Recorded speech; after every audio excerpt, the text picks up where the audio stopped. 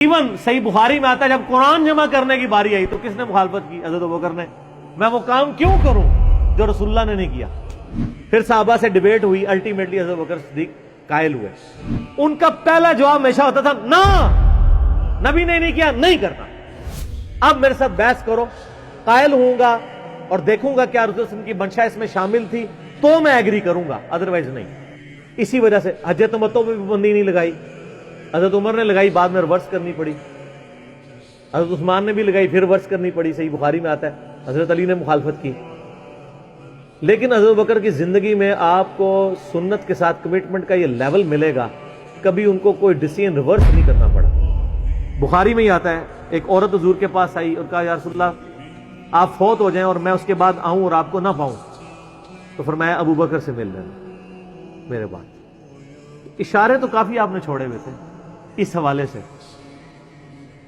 صحیح بخاری مسلم میں حدیث ہے، نبی علیہ السلام ایک باغ میں بیٹھے تھے، ابو موسیٰ اشعری کہتے ہیں دروازے پہ دستک ہوئی، آپ نے فرمایا جو کوئی بھی ہے اسے جنت کی بشارت دے دو۔ کہا دروازہ کھولا سیدنا ابو بکر، میں نے کہا رسول اللہ صلی اللہ علیہ وسلم نے جنت کی بشارت دی، تو انہوں نے کہا کہ تکبیر بلند کی اور اللہ کا شکر ادا کیا، اللہ اکبر کبیرہ والحمدللہ کثیرہ۔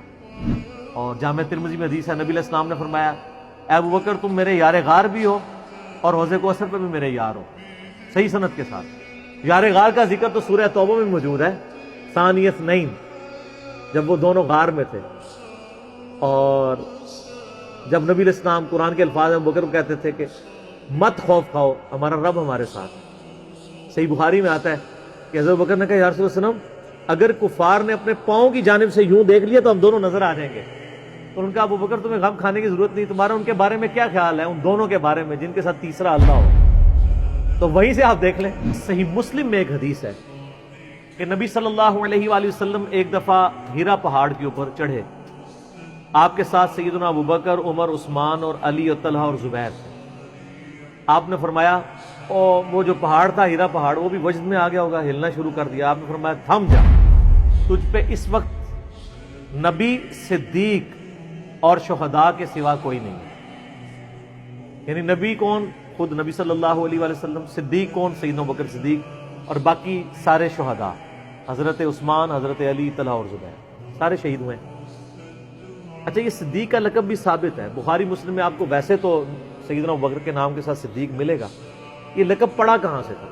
وہ دلائل النبوہ امام بیہقی کی کتاب میں بھی ہے، سنن طبرانی کے اندر بھی، اور کئی کتابوں میں موجود ہے، صحیح ابن حبان میں، ابن خزیمہ میں، کہ معراج کے موقع کے اوپر جب نبی صلی اللہ علیہ وآلہ وسلم نے بتایا کہ راتوں رات اللہ نے مجھے بیت المقدس سے تک، خانہ کعبہ سے بیت المقدس اور وہاں سے آسمانوں کی سیر کروائی ہے، تو آپ کو سیدنا ابو بکر کو آ کے کافروں نے کہا کہ دیکھو تمہارا ساتھی کس طرح کی باتیں کر رہا ہے۔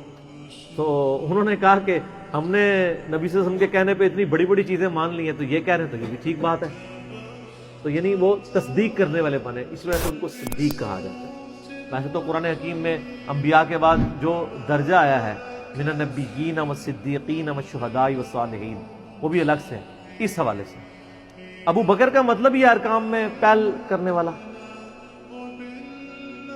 اور جامع ترمذی میں حدیث ہے، نبی علیہ السلام نے فرمایا ابو بکر عتیق ہے، آگ سے آزاد کیا گیا۔